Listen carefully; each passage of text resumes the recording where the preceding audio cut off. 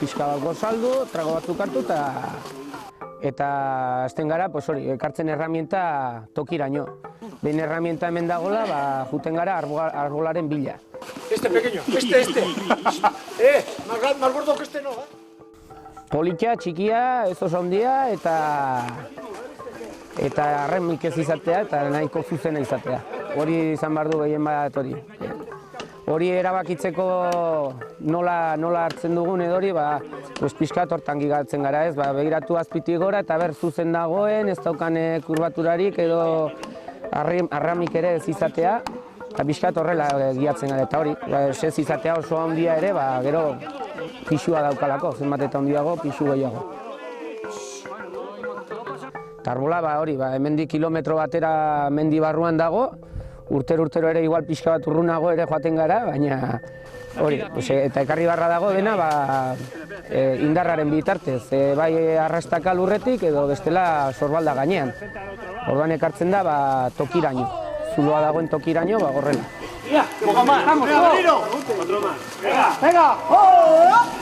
Maiatza badator garai batean jartzen zuten egun honekin gure aurrekoek deitzeko garaia ailegatu zela ganadua Urbasara ekartzeko.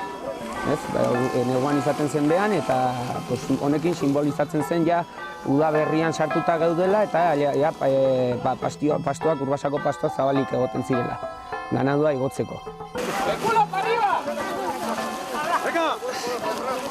Ez dakit badaudela liburuak eta zerbait idatzita, baina argi ez dago, ez dakit nik bintzat noiz jartzen zen. Badakigu honekin hasi ginela, hasi zirela gure aurreko batzuk, orain dela 36 urte. Berriro berreskuratu nahian eta berreskuratzea lortu zuten bintzat.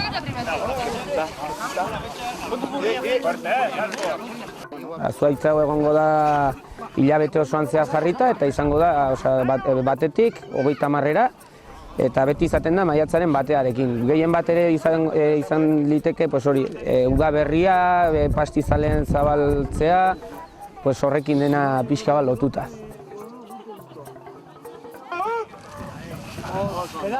Herriak 36 urte hauetan kuadrilla bat hasi zen, kuadrilla hura, hasi ziren pixkanaka, baziren gutxi batzuk, gero jendea juntatu zen gehiago, baina izan da beti deialdi bat zabaldua herri osoari, ez du inork organizatzen, ez dago, badago, ohituraren bitartez, batek egiten duela gauz bat edo besteak bestea, eta gelditzen gara egun honekin, toki batean, ordu berean, urtero, eta nahi duena igotzen da, eta egiten dugu lana, ez?